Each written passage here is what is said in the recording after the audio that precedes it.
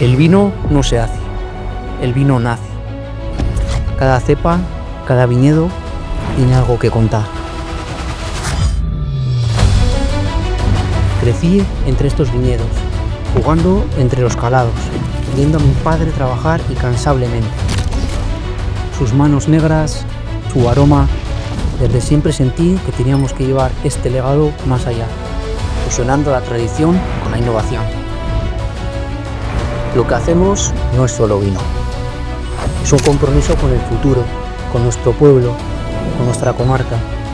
Es honrar a quienes nos precedieron. Cada botella cuenta nuestra historia, la pasión por lo que hacemos. Mi objetivo es seguir luchando, soñando y dándolo todo para hacer el mejor vino posible.